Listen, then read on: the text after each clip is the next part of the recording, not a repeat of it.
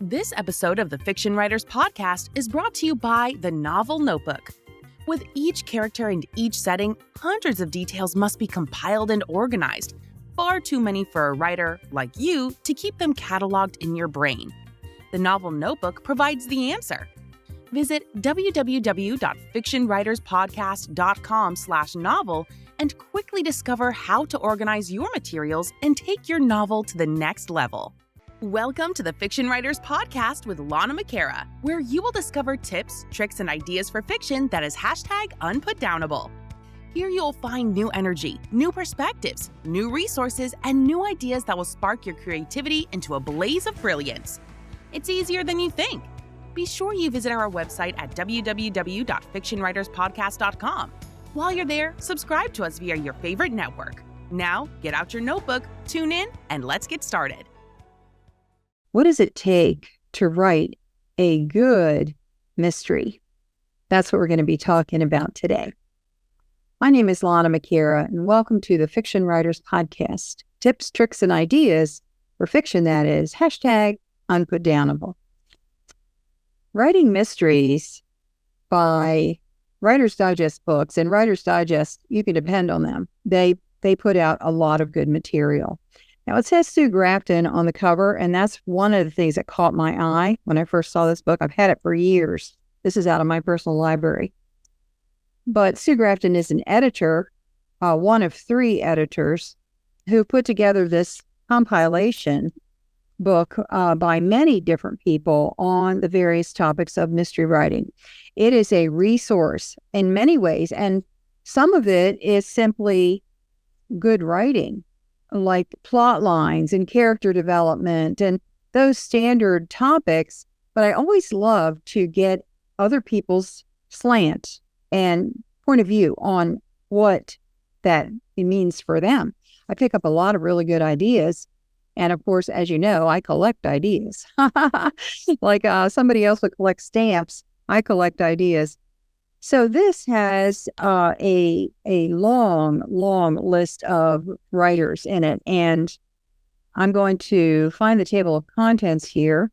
It talks about beginnings, middles, and endings, and it has different facets of the writing in each of them. It also tells you how to prepare, and then it goes into specifics like writing for children, writing for young adults.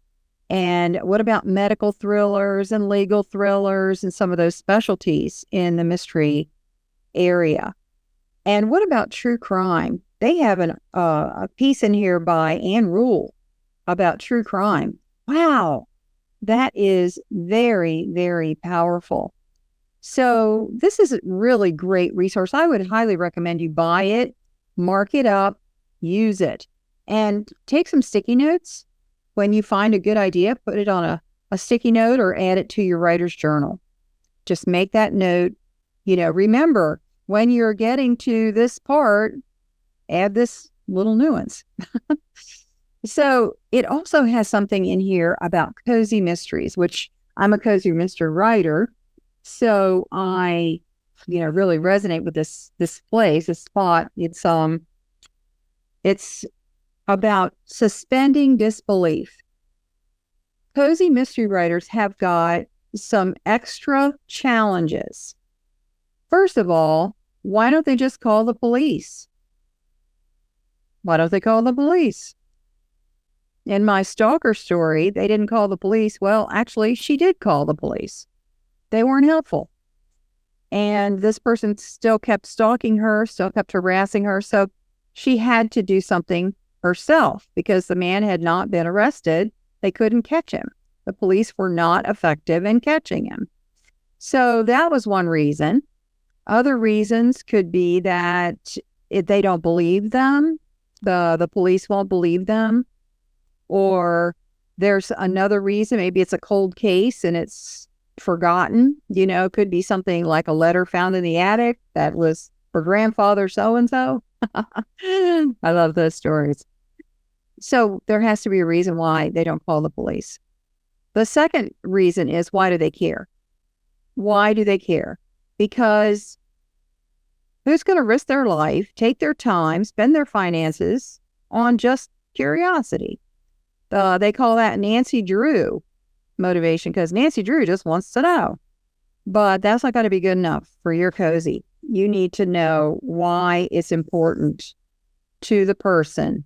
Make it personal to them.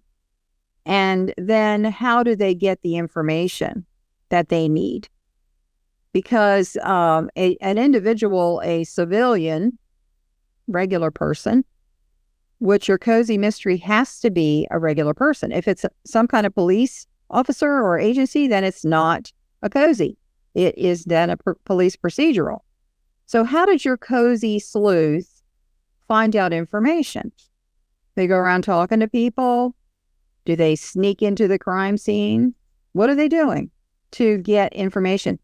Maybe they have a friend who is a private detective, and private detectives, their license gives them access to certain databases that the rest of us cannot find. So having someone connected to a private detective, that's really a good way to do it, because they're not technically law enforcement, but they do have access to some things. So figure it out. Be creative. And as you are a cozy mystery writer, read other cozies. Read them. Find out what other people are doing and then do something different from them. Because if you take the first idea off the top of your head, you might be just parroting what is out there already. You don't want to do that. So that is one of the things they go through in this book. That's just one segment, one chapter. Think of how much richness is in this. It is loaded with information. Writing Mysteries, edited by Sue Grafton. Highly recommended. I hope that helps you today. This is Lana McAra. See you next time.